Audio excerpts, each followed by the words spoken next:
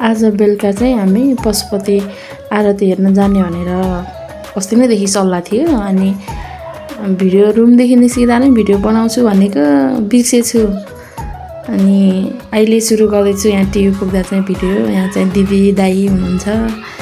अनि दिदी बहिनी दाजुभाइ मिलेर हामी जाँदैछौँ पशुपति आरती हेर्नु।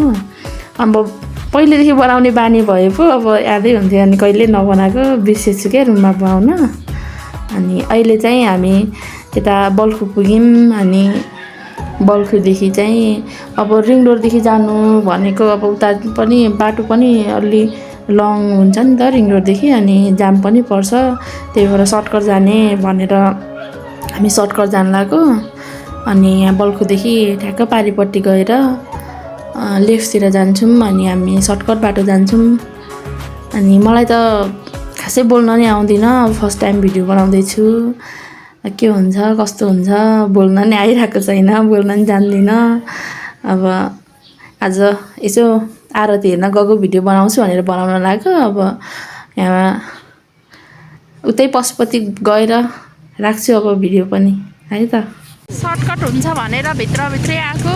त्यही नै यो बुद्ध जयन्तीले गर्दा यो भित्रको बाटो पनि के खालले जाम भएको यस्तो हेर्नु त गाइस। यस्तो अवस्थामा छौँ। यतातिर छौँ हामी।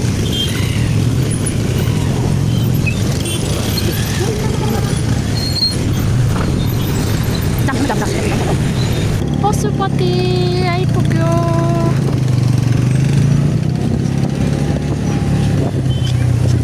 उतापट्टि छ पशुपति।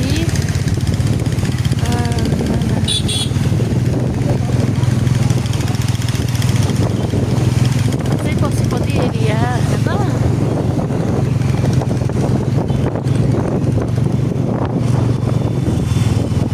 नपत्ता नि बनाउँछु मात्रै। आमा कति ह्यान्डसम्म आउनुभएको है दाइ। फेरि उता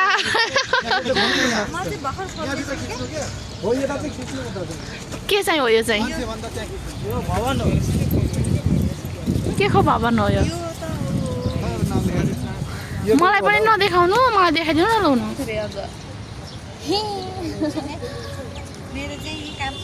तर भिडियो त आज खासौँ कस्तो राम्रो देखिरहेको है। राम्रो आइरहेको राम्रो आइरहेको छ। हिँड्न राम्रै आइरहेको छ। क्यामेरा ठिक गर्दा हो क्या। आरती हेर्न आएको मान्छेहरू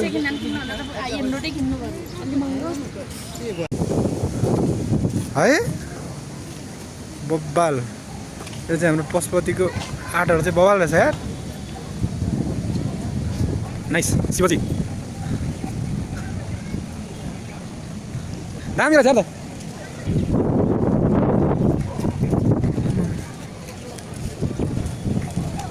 शिव पार्वती यहाँ दाइ दुईजना दाइहरू हुनुहुन्छ। दिदी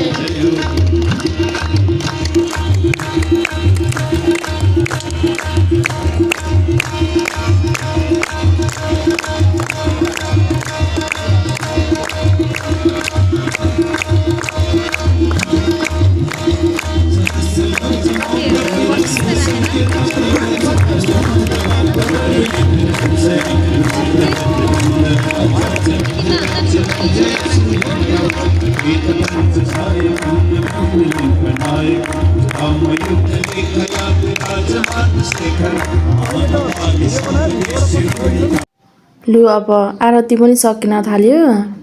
8 पनि बजिसक्यो हेर्नु। अब रुम फर्किनुपर्छ होला हौ हामी पनि। रुम फर्किन्छौँ अब फर्किँदाखेरिको क्लिप पनि देखाउँछौँ